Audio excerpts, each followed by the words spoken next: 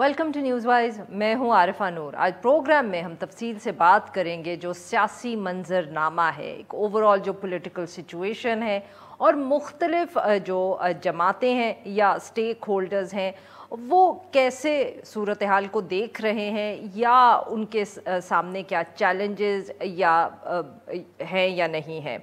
Opposition की अगर हम सबसे पहले बात करें तो पाकिस्तान तहरीक इंसाफ के सामने इस वक्त काफ़ी मसाइल हैं, कानूनी केसेस जो हैं वो एक से ज़्यादा हैं, मगर इसके अलावा जो पाकिस्तान तहरीक इंसाफ है इसके बावजूद वो अपने मुतालबात का जो एक मुतालबा है उनका इंतखाबात का, उस पर डटी हुई है। अपने ताज़ा तरीन बयान में भी इमरान खान साहब ने वार्निंग दी है कि अगर इंतखाबात का ऐलान नहीं किया गया तो वो आवाम को सड़कों पर निकालने के लिए मजबूर हो जाएंगे और लॉन्ग मार्च की कॉल भी देनी पड़ेगी। दूसरी तरफ अगर हम नवाज़ लीग की बात करें, उनके सामने कानूनी चैलेंजेस तो इतने नहीं हैं, मगर इस वक्त जो हुकूमत चलाने का एक बर्डन है वो बहुत ज़्यादा है। मुआशी चैलेंजेस जो है वो हुकूमत से संभले नहीं पा रहे। अगर हम सिर्फ देखें कि कीमतें किधर जा रही हैं, डॉलर रुपी पैरिटी के क्या सूरत हाल है, मगर इसके साथ साथ जो गुस्सा है हुकूमत में, ख़ास तौर में पाकिस्तान मुस्लिम लीग नवाज़ के हवाले से, वो बढ़ता हुआ नज़र आ रहा है। वो बार बार ये इल्ज़ाम लगा रहे हैं कि अभी भी कुछ इदारे या कुछ किरदार ऐसे हैं जो इमरान खान साहब को सपोर्ट कर रहे हैं। मरियम नवाज़ साहिबा हों या एहसन इकबाल साहब या ख्वाजा साद रफ़ीक साहब, ये सब ने कहीं ना कहीं किसी न किसी तरीके से ये बात की है कि इमरान खान साहब के साथ इम्तियाजी सलूक होता है। मरियम नवाज़ साहिबा ने तो यहाँ तक कह दिया है कि अगर इमरान खान साहब से रियासती सपोर्ट जो है वो हटा दी जाए तो उनको 2-3 दिन में सॉर्ट आउट किया जा सकता है। इसके साथ साथ इत्तेहादी हुकूमत जो है, एक अनवील्डी जो कोalition है, उसकी भी जो मसाइल हैं वो सामने नज़र आ रहे हैं। शहबाज शरीफ साहब ने पिछले दिनों में अब बहुत से नए एडवाइज़र्स जो हैं उनको अपॉइंट किया। ज़्यादातर का ताल्लुक़ पाकिस्तान पीपल्स पार्टी से था। पोर्टफोलियोज़ उनके क्या होंगे अभी तक कोई इत्तला सामने नहीं आई। और जो नया चैलेंज आया है वो ये है कि MQM ने काफ़ी गुस्से का इजहार किया है। उनके जो 3 कारकुनान मिसिंग थे उनकी लाशें बरामद हुई हैं और इसके ऊपर MQM का एक शदीद रद्द अमल सामने आया है। उन्होंने कहा है कि हुकूमत पर उनका एतमाद ख़त्म हो गया है और अब वो शहबाज शरीफ साहब, वज़ीर आज़म शहबाज शरीफ साहब से ये सवाल कर रहे हैं कि बताएं MQM उनको क्यों सपोर्ट करे। पंजाब हुकूमत के गिरने की भी क़यासराई हो रही है और ये इल्ज़ाम पाकिस्तान तहरीक इंसाफ की तरफ से लगाया जा रहा है और कुछ ना कुछ ख़बरें इस तरह की भी आ रही हैं कि हुकूमती इत्तेहाद ने भी इशारा दिया है कि इस तरह का कोई एक एक्शन हो सकता है। सारे सूरत हाल पे गुफ्तगू करने के लिए आज हमारे साथ मौजूद है शहजाद चौधरी, सीनियर तज्ज़ियाकार हैं। हमारे साथ मौजूद है हबीब अकरम साहब, सीनियर सहाफ़ी हैं, तज्ज़ियाकार हैं, और हमें ज्वाइन करेंगी नादिया नक़वी साहिबा, हमारी कॉलीग हैं डॉन न्यूज़ पे, सहाफ़ी भी हैं, तज्ज़ियाकार हैं, एंकर पर्सन भी हैं, शो होस्ट करती हैं चैनल पे। Welcome to the show all of you. जी हबीब साहब, सर आपसे गुफ्तगू का आगाज़ करेंगे। खान साहब के बारे में से सर काफ़ी आजकल क़यासराई भी हो रही है, कुछ उनकी स्टेटमेंट्स भी हैं। एक तरफ तो उन्होंने माशी सूरत हाल के ऊपर बात की, साथ में उन्होंने कहा कि इलेक्शंस कॉल कर दे, नहीं तो मैं लॉन्ग मार्च जो है वो उसकी कॉल दे दूंगा। साथ में सर ये भी खबर बार बार ख़ुद वो दावा कर रहे हैं पाकिस्तान तहरीक इंसाफ वाले कि पंजाब हुकूमत को गिराने के प्लान्स बन रहे हैं। बल्कि अभी थोड़ी देर पहले ये इत्तला भी आई है कि एक हंगामी इजलास जो है पाकिस्तान तहरीक इंसाफ के पंजाब के मेंबर्स का, वो खान साहब ने पंजाब हाउस इस्लामाबाद में बुला लिया है। सर ये क्या हो रहा है? और सर वेरी इम्पॉर्टेंट जो इसमें इत्तला ये है कि खान साहब की कहीं शायद मुलाकात भी हुई है कुछ बहुत अहम लोगों से। देखिए आरफा, पाकिस्तान के अंदर हमें ये ज़हन में रखना चाहिए कि पाकिस्तान का जो पॉलिटिकल या पावर स्ट्रक्चर है वो दरअसल establishment plus a political party या प्लस अ पॉलिटिकल ग्रुप, ये मिल के चलता है।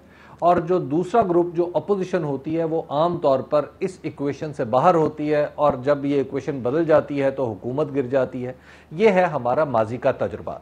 اور اس دفعہ بھی ہم نے اپریل میں یہی دیکھا کہ ہماری آنکھوں کے سامنے سب سے پہلے نیوٹرل ہونے کا اعلان کیا گیا، اس کے بعد اسٹیبلشمنٹ اور پی ڈی ایم کے درمیان معاملات اور محبت کے پروان چڑھے، اور پھر الٹیمیٹلی ہم نے یہ دیکھا کہ عمران خان کی حکومت گر گئی اور پی ڈی ایم کی حکومت آ گئی۔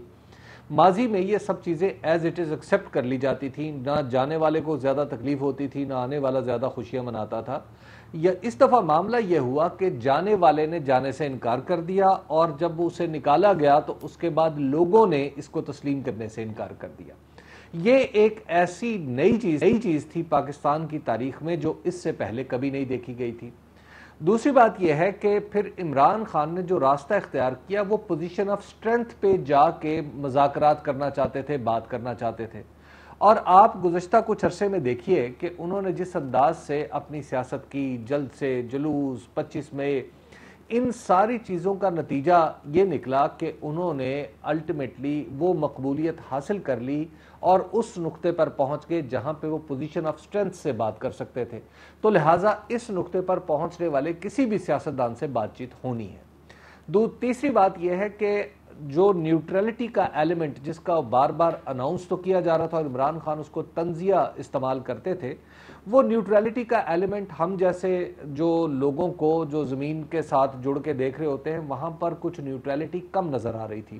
ہمیں ایسا لگ رہا تھا کہ نیوٹرلٹی کا مطلب یہ ہے کہ حکومت یعنی موجودہ پی ڈی ایم کی حکومت کی سپورٹ، لیکن اب جب واقعی نیوٹرلٹی کا ہمیں وہ سبسٹینشلی نیوٹرلٹی نظر آنے لگی ہے یا اس کے کچھ آثار نظر آنے لگے ہیں، اور عمران خان اس کے نتیجے میں ظاہر ہے کہ وہ اب ان کے لہجے میں کچھ نرمی بھی پیدا ہوئی ہے، تو اس میں ظاہر ہے سب لوگوں کو جو پی ڈی ایم کے ساتھ جو ارینجمنٹ تھی، اب پی ڈی ایم اس ارینجمنٹ کے نیوٹرلائز ہونے پہ پریشان ہے، اور اب وہ سمجھ رہی ہے کہ جو جس طرح یہ ہمارے ساتھ کوئی ملا تھا اب کوئی وہ طاقت کے وہی فریق جو ہے عمران کے ساتھ جا ملیں گے، اور یہ پرابلم ظاہر ہے اب آپ اس کو کوئی بھی کہیں، کوئی کوچ کہے گا، کوئی کچھ اور کہے گا، کچھ ایسے کہے گا، کچھ ویسے کہے گا، لیکن بہرحال یہ ہوگا اور یہ ہو رہا ہے، ہماری آنکھوں کے سامنے ہو رہا ہے۔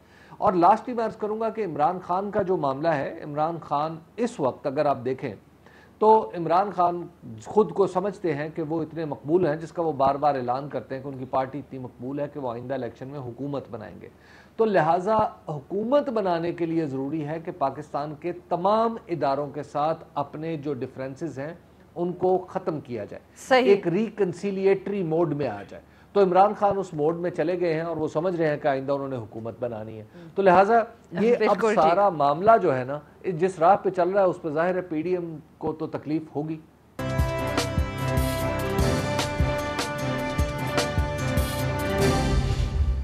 شہزاد چودھری صاحب، سر آپ نے حبیب صاحب کی بات بھی سنی، یہی جو انہوں نے بہت ایک اہم بات کی ہے کہ ریکنسیلیشن کا ذکر کیا ہے، تو سر ایک دفعہ مریم نواز صاحبہ کا ایک بہت مشہور جملہ ہے کہ پاور ٹاکس ٹو پاور، تو سر اب کیونکہ تو کیا ہم یہ سمجھے کہ کیونکہ خان صاحب نے اسٹیبلش کر دیا کہ وہ بہت مقبول ہے اور لوگ جو ہے انہیں ابھی بھی پسند کرتے ہیں، تو اس لیے اسٹیبلشمنٹ اب ان سے دوبارہ بات کرنے کو تیار ہو گئی ہے، کیا ہم یہ کہہ سکتے ہیں؟ دیکھیے، میں ایک تو مریم بی بی کی بات سے ایگری نہیں کرتا کہ پاور ٹاکس ٹو پاور، میرا خیال ہے پاور گیٹس انوالوڈ، جس کو ہم پاور کہہ رہے ہیں یہاں پہ، مجھے پتا ہے وہ کیا کہہ رہے ہیں اور آپ بھی سمجھ رہے ہیں سب لوگ، کہ پاور کا مطلب مقتدرہ ہے، وہ اس وقت انوالو ہوتی ہے جب اس کو کسی طرف کوئی امید کی کرن ختم ہو جاتی ہے، اور آپ نے ایک سٹیک ہولڈرز کا لفظ استعمال کیا اپنے ابتدائیے میں، اس کا اظہار بھی تقریباً انہی معنوں میں ہوتا ہے کہ سٹیک ہولڈرز کون کون ہے، اور سٹیک ہولڈر اس میں بن جاتا ہے مقتدرہ، جس کو مقتدرہ کہتے ہیں، اسٹیبلشمنٹ، فوج، اور فوج کی لیڈرشپ جو ہوتی ہے، کمانڈ ہوتی ہے، وہ مثال کے طور پہ انوالو ہو جاتی ہے کسی چیز میں۔ کیا وجہ ہے کہ یہ کرنا پڑتا ہے یا ہو جاتا ہے؟ کیوں ہو جاتا ہے؟ کیا ان کے لیے یہ ایک مشغلہ ہے، وہ مشغلے کے طور پہ اس کو اپناتے ہیں، یا کیا ایسی حیثیت ہو جاتی ہے، کیا مسئلہ ہو جاتا ہے؟ آج آپ کو عمران خان صاحب کے جب مقدمات چلتے ہیں عدالتوں میں، تو عدالتوں کے رویے کے بارے میں مریم بی بی شکایت کرتی ہیں۔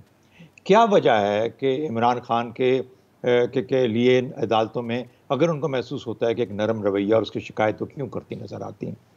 کیا وجہ ہے کہ آپ کے سیاستدان جو ہیں وہ آپ کی معیشت کو پچھلے 5 سال میں، سے 4.25 سال کہہ لیجئے، نہیں سنبھال پائے؟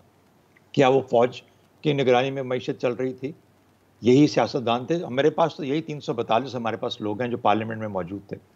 ایک بڑا حصہ یا جو میجورٹی حصہ تھا، پہلے چاہے مائنورٹی گورنمنٹ تھی، وہ گورنمنٹ میں تھی، اس نے معیشت 4.25 سال چلائی، اور جو آپ کو نتائج آپ کے سامنے رکھے اس میں پچھلے آخری 2 سالوں کی بات کی جاتی ہے. میں زیادہ تفصیل میں نہیں جاؤں گا، لیکن وہ بہت کنڈیشنل اور کنڈیشنلٹی کے ساتھ اپنی پرفارمنس کو ایکسپلین نہیں کرتے.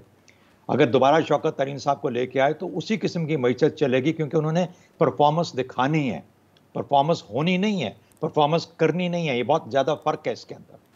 پہلی بات تو یہ آ گئی. ابھی جب سے پچھلے 6-8 مہینے سے آپ نے 6 مہینے سے اس حکومت کو لے کے آئے ہیں تو سمجھا تھا کہ یہ 13 جو باقی اکٹھ تھا، یعنی وہ تو چلے گئے، جو پیچھے رہ گیا وہ حکومت میں آ گئے. جب یہی آپ کے پاس 342 میں سے لوگ تھے، ان میں کون سا آپ کو ایسا اکنامک انٹلیکٹ نظر آیا، یا وہ چیز نظر آئی، یا وہ لیڈرشپ نظر آئی، یا وہ گورننس کی کیپیسٹی نظر آئی جو کہ آپ کو آگے لے کے جا سکتی ہے؟ تو بنیادی طور پر جو مسئلہ تھا وہ کیا تھا؟ ظاہر ہو گیا کہ اکانومی نہ ان سے سنبھلی ہے، نہ ان سے سنبھل پائی تھی. ان سے خراب ہوئی، ان سے اور خراب ہوئی، اور زیادہ سنبھل نہیں پا رہی. تو مسئلہ کیا تھا؟ مسئلہ یہ تھا کہ جو بھی پولیٹیکل ٹرموائل سٹارٹ ہوا پچھلے 1.25 سال کے اندر، یا 1.5 سال سے، یا 6-8 ماہ سے، یہ جو پولیٹیکل ٹرموائل تھا اس نے ہمارے ملک کو ظاہر ہے صرف معاشی طور پر نہیں، جو لوگ کبھی کبھار مدد اور انویسٹمنٹ کے طور پہ آ بھی جاتے تھے اب وہ بھی پیچھے ہٹ گئے. تو جہاں پر آپ کو یہ پتہ لگ جائے مجموعی طور پر کہ جتنے دانے ان تیلوں میں تیل نہیں ہے، ان کے دانے ختم ہو گئے ہیں، جس کے بھی دانے یا ان کے یا ان کے، تو پھر کیا ہے اس کا علاج؟ کیا ہے؟ ایک پولیٹیکل انتشار کا، سیاسی انتشار کا حل کیا ہوا کرتا ہے؟ انتخابات. تو اگر انتخابات کے لیے بیٹھ کے بات کرنے کی ضرورت ہے، کاش کہ یہ سیاستدان خود مل کے بات کر لیتے. لیکن چونکہ نہ کیپیسٹی ہے، وہ مریم بی بی ادھر سے حملے کر رہی ہیں، پہلے عمران خان حملے کر رہے تھے، تو اگر حملے ہی کر رہے ہیں اس لیے آربیٹریٹر کو آنا پڑتا ہے.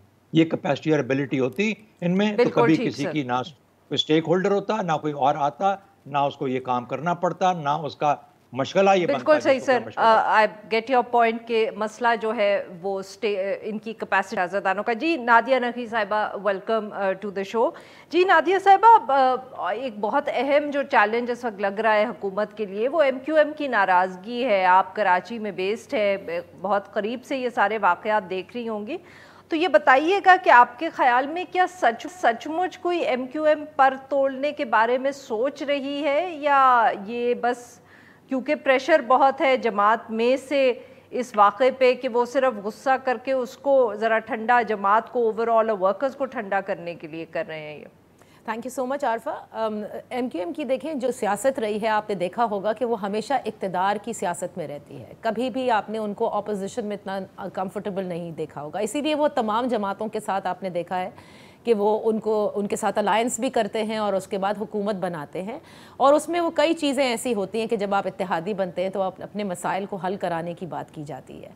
اب جو متحدہ قومی موومنٹ کا اب جو سٹرکچر بچا ہے، یعنی جس قسم کی وہ پارٹی اب باقی بچی ہے، اس میں انہوں نے ابھی جو حالیہ ضمنی انتخاب ہوا تھا یہاں پہ ایک حلقے میں، جس میں محمود مولوی صاحب پاکستان تحریک انصاف سے جیتے، اور اس سے قبل جو ہے جو کورنگی میں ہوا اس میں وہ بال جسے کہتے ہیں نا کہ جیتے تھے، اور سیکنڈ رنر اپ TLP تھا اس میں. سو ان کو یہ اندازہ ہو گیا ہے کہ ان کا جو ووٹ بینک ہے وہ انٹیکٹ نہیں ہے. ووٹرز یا تو باہر نہیں نکل رہے، یا وہ اپنے ووٹرز کے پاس کیا لے کر جائے. اندرون خانہ جو باتیں ہوتی ہیں، جس وقت یہ ضمنی انتخاب ہو رہا تھا تب بھی، اور اس کے بعد ابھی تو چلے یہ بلدیاتی انتخابات کو مؤخر کیا گیا تھا، ان کے تمام لوگ یہ کہتے تھے کہ ہم جا کر الیکشن ایئرنگ میں دیں کیا لوگوں کو کہ ہم مسائل حل نہیں کر سکے. اس وقت جو بات آپ کہہ رہی ہیں کہ جس میں بڑے سخت قسم کے بیانات سامنے آ رہے ہیں، میں نہیں سمجھتی عارفہ کہ وہ کسی بھی صورت ان کو چھوڑنے کے لیے حکومت کو تیار ہے. کیونکہ دیکھیں وہ ایک انگریزی کا محاورہ ہے نا کہ damn if you do and damn if you don't.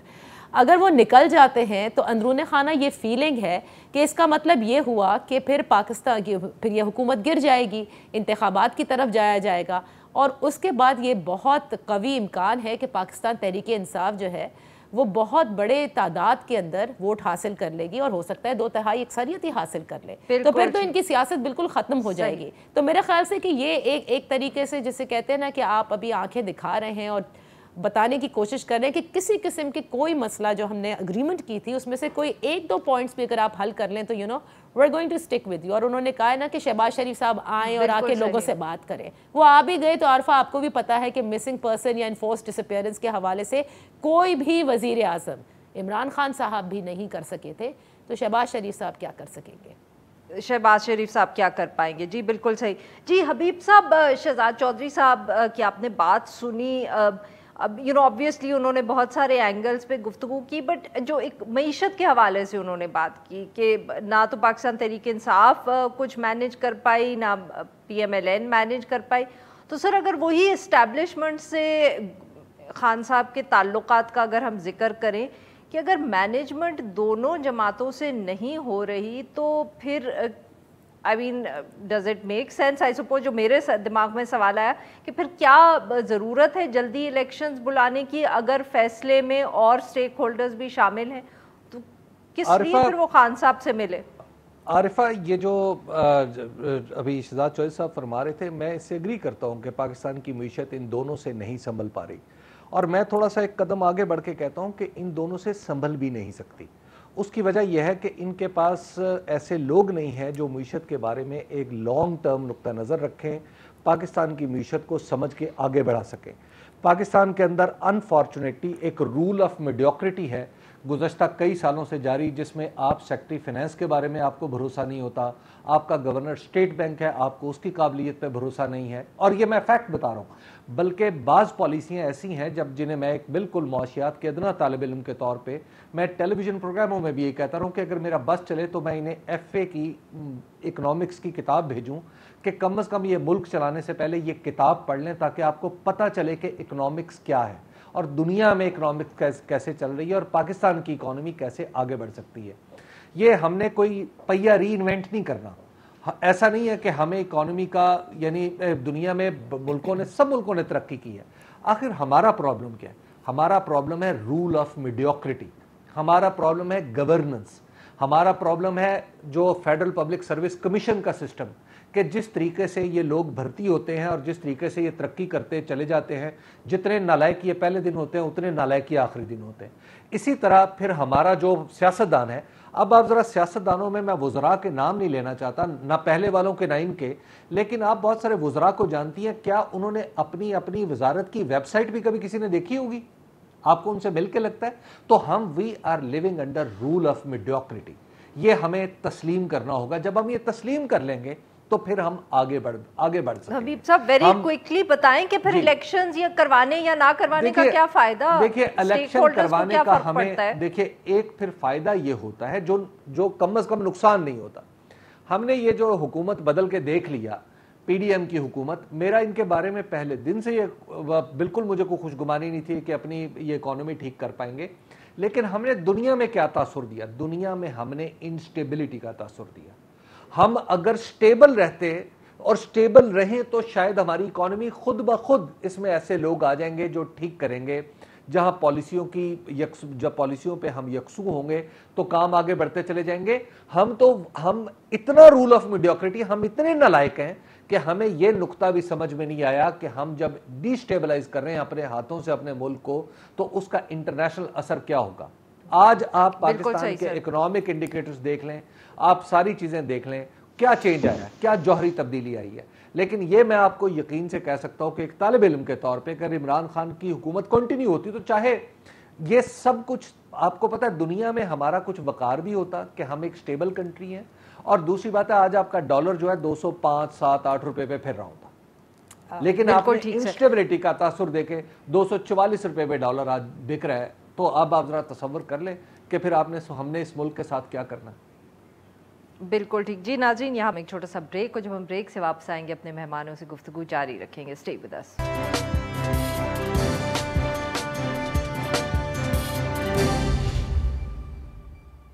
Welcome back नाज़रीन, हम गुफ्तगू करें शहजाद चौधरी साहब से, हबीब अकरम साहब से और नादिया नकी साहिबा से। जी शहजाद साहब, ऑब्वियसली आप और हबीब साहब दोनों ब्रेक पे जाने से पहले ये जिक्र कर चुके हैं कि इकॉनमी नहीं संभली।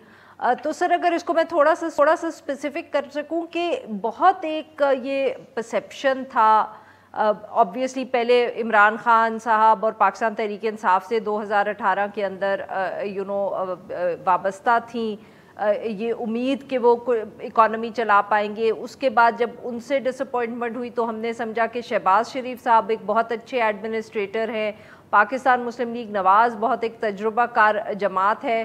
तो क्या अब हम शहबाज शरीफ साहब जो बार बार डिलीवर कर पाए हैं کیا آپ کے خیال میں وہ بھی اب ناکام ہو چکے ہیں سینٹر میں آ کے؟ دیکھیے ایک تو خیر شہباز شریف کو وہ وقت نہیں ملا جو کہ ملنا چاہیے، یا اگر کسی اور کو ملا ہو تو شاید اس کا مقابلہ بہتر طور پہ کیا جا سکتا ہے. تو میں سمجھتا ہوں کہ وہ ایک غلط کمپیریزن ہوگا. لیکن جو کچھ دیگ کے چند دانے آپ دیکھ کے دیگ کا اندازہ بتا سکتے ہیں، اس کے مطابق تو میرا خیال ہے کہ کچھ گیپس ہیں بہت زیادہ. اب ان کی گیپ ان کی وجہ سے ان کی پارٹی کے اندر جو آپس میں کچھ اختلافات ہیں اس کی وجہ سے گیپ نظر آتا ہے. لیڈرشپ کا لیول جو ہے، کیا ایک نیشنل لیول لیڈرشپ، ایک پروونشل لیول مینجمنٹ کے پوائنٹ آف ویو سے مینجمنٹ سے لیڈرشپ کی طرف ٹرانسینڈ کرنا وہ ایک مسئلہ بن رہا ہے، کیونکہ وہ ابھی تک ہمیشہ ایک بہت اسٹرانگ اور بڑے افیکٹو مینیجر رہے ہیں. لیکن اس مینجمنٹ کے سٹائل سے نکل کے لیڈرشپ کے سٹائل میں آنا ایک بہت بڑا مسئلہ ہے. تیسری بات، ان کو خود پتہ ہے، جب یہ پتہ ہو کہ آپ ایک بہت کمزور وکٹ پہ کھڑے ہیں، آپ ایک مانگے تانگے کی گورنمنٹ ہیں، آپ 13 پارٹیوں کا اتحاد ہے جو کہ کسی صورت بھی مل کے نہیں چل پا رہا، جب آپ کے پاس یہ سارے مسائل ہوں تو آپ خود سے ہی کمزور نظر آنے شروع ہو جاتے ہیں. شنگھائی کوآپریشن آرگنائزیشن اس وقت چل رہا ہے. آپ ذرا یہ دیکھ لیجئے کہ آپ کی ملاقاتیں، پاکستان کی لیڈرشپ کی ملاقاتیں کہاں کس سے ہو رہی ہیں. کیا وجہ ہے کہ دنیا پاکستان کو سیریسلی نہیں لے رہی؟ کیا وجہ ہے کہ ہمارے ہاں اتنا بڑا سیلاب آیا، اور بھلے دنیا کے کرتوتوں کی وجہ سے اور کلائمیٹ چینج کی وجہ سے آیا ہو، لیکن اس کے باوجود دنیا اس نظر سے نہیں دیکھتی؟ کیا وجہ ہے کہ چین پیچھے ہٹ گیا ہے اور کہتا ہے کہ میں جو پچھلا آپ کو قرض دیا تھا اس کو رول اوور کر دوں گا، لیکن اس سے زیادہ کچھ نہیں دوں گا؟ کیا وجہ ہے کہ سعودی عرب کو کنونس کرنا پڑتا ہے اسی طرح کی ایک اور چیز کے اوپر؟ تو میرا خیال ہے کہ یہ تمام ایسے بڑے بڑے گیپس نظر آ رہے ہیں جہاں پر وہ جو انسٹیبلٹی جس کا ہم بار بار ذکر کر رہے ہیں، اور پولیٹیکل انسٹیبلٹی، کیونکہ وہ ان کو پتہ ہے کہ یہ سب ایک معروضی اور ایک قسم کا عارضی قسم کا بندوبست ہے. اس عارضی بندوبست سے جب اگر کوئی ایک ریلائبل نظام اگر نکلے گا، اور وہ ریلائبل نظام آپ کو صرف اور صرف اس چیز سے نکل سکتا ہے، تو شاید کوئی انویسٹمنٹ کے لیے بھی تیار ہو جائے، کوئی کچھ مدد کرنے کے لیے بھی تیار ہو جائے. پریڈکٹیبلٹی آتی ہے ایک ریلائبل نظام سے. تو سر پولیٹیکل انسٹیبلٹی سے تو، یا جو اس وقت کرنٹ پولیٹیکل انسٹیبلٹی ہے، اس سے کس طرح نکلیں گے پھر؟ ظاہر ہے صرف انتخابات کے ذریعے.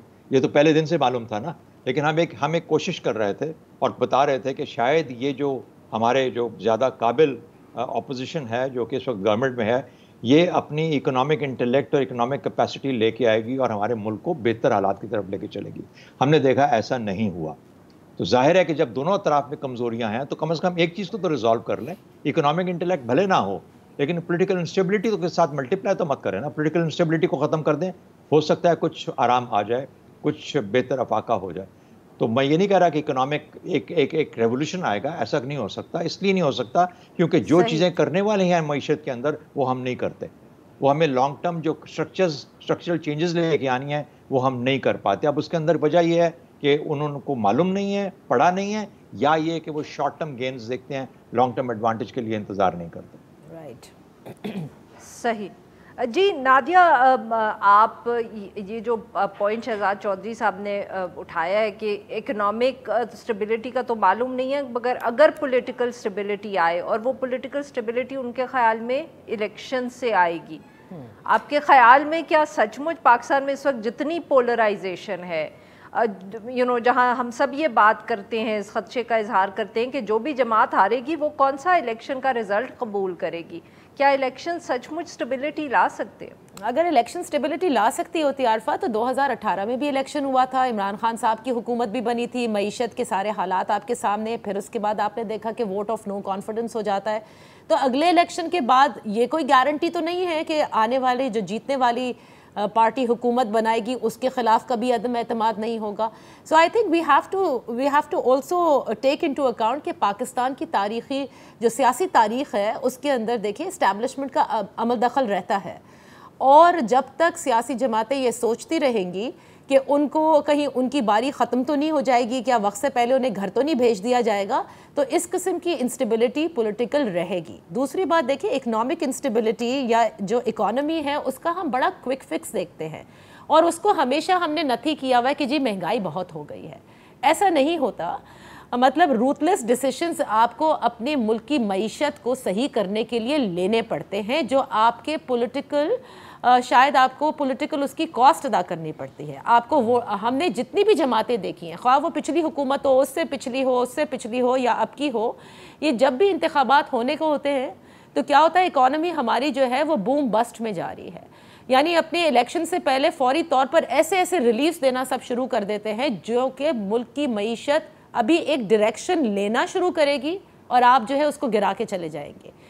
یہی کام عمران خان صاحب نے، جب ان کو پتہ چلا کہ ووٹ آف نو کانفیڈنس ہونے کو ہے اور ان کو یہ بھی اندازہ ہو گیا تھا کہ شاید وہ سروائیو نہ کر پائیں، تو کیا انہوں نے سبسڈیز کے ساتھ جو آئی ایم ایف کے ساتھ جو ڈیل تھی اس کے ساتھ جو کیا وہ سب کے سامنے نہیں ہے؟ اور اب جو ہماری اسٹرکٹ کنڈیشنالٹیز ہے آئی ایم ایف کی، کیا وہ اسٹرکٹ کنڈیشنالٹیز پہلے نہیں تھی جب آئی ایم ایف کے ساتھ ہم عمران خان صاحب کے دور حکومت میں گئے تھے؟ سو ہمیں پھر وہ جو ریفارمز کا ذکر کیا شہزاد صاحب نے، بالکل صحیح کہہ رہے ہیں، میں کیپیسٹی کا ایشو نہیں سمجھتی، ٹھیک ہے ہو سکتا ہے کہ کچھ میڈیوکریٹی بھی ہو، لیکن کیپیسٹی ہے، اٹس جسٹ دیٹ کہ آپ پولیٹیکل کاسٹ بیئر نہیں کرنا چاہتے۔ عمران خان صاحب کے لاسٹ حکومت میں آپ کو یاد ہوگا کہ ریٹیلرز کے حوالے سے جب ٹیکس کا آیا تو وہ شٹر ڈاؤن سٹرائک کی بات ہوئی، شبر زیدی صاحب کہتے تھے میں سٹرائک برداشت کرنا چاہتا ہوں، لیکن پولیٹیکل گورنمنٹ اور اس وقت کی اسٹیبلشمنٹ، یہ ان کے آن ریکارڈ الفاظ ڈان پر ہی ہیں کہ وہ کہتے تھے کہ ہم یہ برداشت نہیں کر سکیں گے، تو لہٰذا late it be.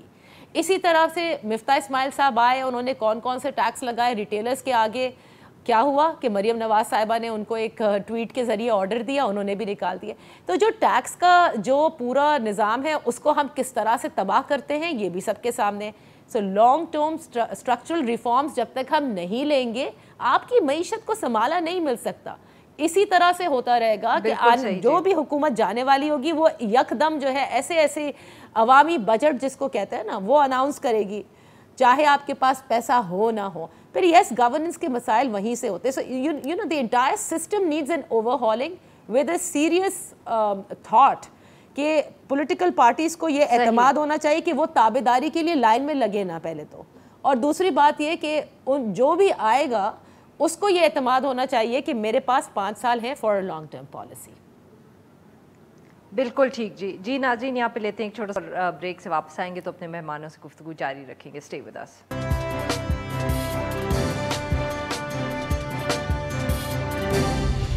Welcome back ناظرین، ہم گفتگو کریں شہزاد چودھری صاحب سے، حبیب اکرم صاحب سے اور نادیہ نقی صاحبہ سے، اور ہم اوور آل جو سیاسی صورتحال ہے اس پہ بات کریں۔ حبیب صاحب، اب تک تو گفتگو اتنی ڈپریسنگ ہوئی ہے کہ میرے خیال میں اگر کوئی غلطی سے بھی شو دیکھ رہا تھا تو وہ اب تک اس نے کہا ہوگا کہ let's watch something else.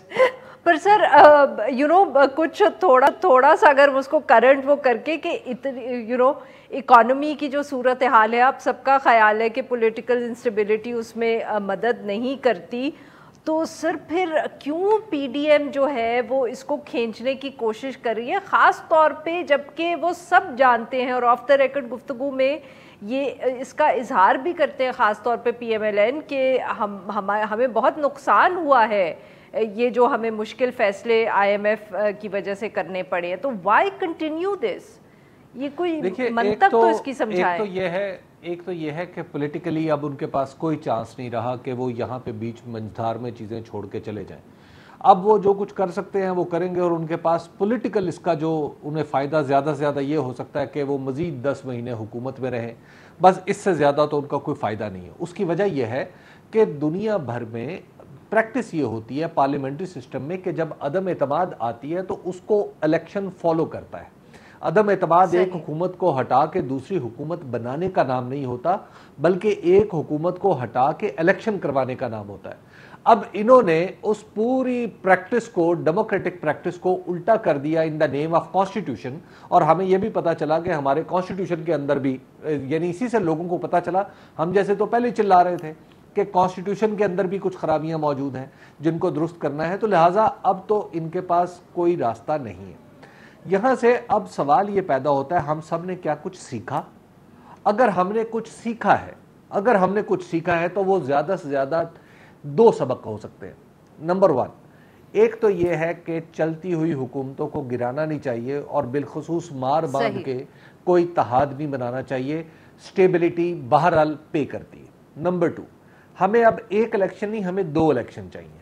हमारा एक इलेक्शन होगा जनरल इलेक्शन जिसके नतीजे में वफाकी और सूबाई हुकूमतें बनेंगी, और दूसरा हो बल्दियाती इलेक्शन जो पूरे मुल्क में एक ताकतवर बल्दियाती निज़ाम हो ताकि हमारे जो गवर्नेंस के मसाइल हैं वो हल हो सकें। उस जब हम ये पूरा अपना पॉलिटिकल स्ट्रक्चर मुकम्मल कर लेंगे आरफा, तो फिर आप तवक्को कर सकती हैं कि हाँ हम आगे की तरफ जा रहे हैं। बस सूरत दीगर हम एक ये बिल्कुल इसी दायरे में घूमते रहेंगे, ये पीडीएम जाएगी, कोई और पीडीएम होगा, और इस तरह सिलसिला चलता होगी, इसी तरह चलता रहेगा। शहजाद चौधरी साहब, हबीब अकरम साहब ने तो अपना फॉर्मूला दे दिया। सर अगर यही बात करें कि किसी ने क्या सीखा, तो सर पाकिस्तान तहरीक इंसाफ को आप क्या उम्मीद करते हैं, उन्होंने क्या सीखा होगा? मैंने कहा कोई भी किसी ने भी कुछ नहीं सीखा। पीटीआई के अंदर मुझे कोई इकोनॉमिक सोच नज़र नहीं आती है। मिसाल के तौर पे आप इमरान खान साहब की स्पीचेस सुने, जब वो पिछले आखिरी 2 साल की परफॉर्मेंस का जिक्र करते हैं, एक दफ़ा 5.6 और 6% ग्रोथ रेट जो था वो किस तरीके से आया और क्यों आया, उसकी असल नोयत क्या थी, कि उसके ऊपर कोई बात नहीं करता, उसके ऊपर वो खुद बात नहीं करते, क्योंकि वो असल उसको अगर खोजेंगे तो उनको पता लगेगा कि वो एक कंडीशनल वो फिगर्स थे, कंडीशनल फिगर्स थे, और वो जब ख़त्म हो गए तो उसके बाद आपने देखा कि अगला साल ये कंटिन्यूटी समझिए इमरान खान की इकोनॉमिक पॉलिसी की। ये जो इस साल ये 6-8 माह से जो पीछे है, ये उनकी इकोनॉमिक पॉलिसी की कंटिन्यूटी है। उसकी मुश्किलात अभी आप झेल रहे हैं ये इस हुकूमत के अंदर। तो इसलिए हुकूमतों की वजह से मीशत का हाल नहीं है। मीशत का हाल आपकी ऐसी बीमारी से है जिसको आज तक आप सहल नहीं कर पाए, उसको ठीक नहीं कर पाए। और जहाँ तक दूसरी बात का तल्लुक है, वहाँ आपने उसमें बिल्कुल मैं एग्री करता हूँ, वो जो इलेक्शंस की बात की हबीब साहब ने, और साथ ही साथ ये जो बल्दियाती इंतखाबात हैं। लेकिन बल्दियाती इंतखाबात का जो अगर आपको ऑर्डर सुप्रीम कोर्ट देता है, तो पॉलिटिकल विल और सियासी नीयत वो कहाँ पे है? ये सियासी, तो हमारा सियासी निज़ाम अपाहज इसलिए नहीं है कि कोई फौज उनको रोकती है कि बल्दियाती इंतखाबात मत कराओ। ये नीयत है जो कि अंदर दिल के अंदर बसती है। तो थोड़ा सा ज़रा नीचे जाके देखिए उस गलाब के अंदर, जिसके अंदर आपने सब कुछ छुपाया हुआ है, वो गलाब आपने फौज का रख के सबके सब उसको देखते हैं, अंदर वाले गंद को नहीं देखते कि अंदर क्या क्या गंद छुपा के रखा हुआ। बिल्कुल ठीक। जी नादिया नकी साहिबा, कंक्लूडिंग रिमार्क्स फ्रॉम यू। जी मैं अग्री करती हूँ जो बात हबीब ने कही है, लेकिन बड़ा आइडियल सा होगा। और शहजाद साहब जो कहते हैं ना कि कुछ नहीं सीखेंगे, वाकई कुछ नहीं सीखेंगी। मैं समझती हूँ कि लोकल गवर्नमेंट का जो निज़ाम है, वो निज़ाम कैसा होगा, अब इसको भी कॉन्स्टिट्यूशन जो है उसमें बिल्कुल सही तौर पर ले डाउन कर दे, ताकि फिर जो गवर्नेंस के मसाइल हैं वो लोकल गवर्नमेंट करेगी, और जो लेजिस्लेशन है वो आपका जो नेशनल असेंबली और सेनेट ने करना है वो करना होगा। लेकिन मैं अभी भी समझती हूँ आरफा कि पॉलिटिकल पार्टीज अभी भी इक़्तिदार में आने के लिए कंधे ढूंढती रहेंगी। बस करना ये है कि वो कंधा अब कभी फराम ही ना किया जाए, तो हम आगे बढ़ सकते हैं। बहुत बहुत शुक्रिया हमारे 3 मेहमानों का, उन्होंने हमारे लिए वक्त निकाला। नाजरीन बस इतना ही। We'll be back on Monday now.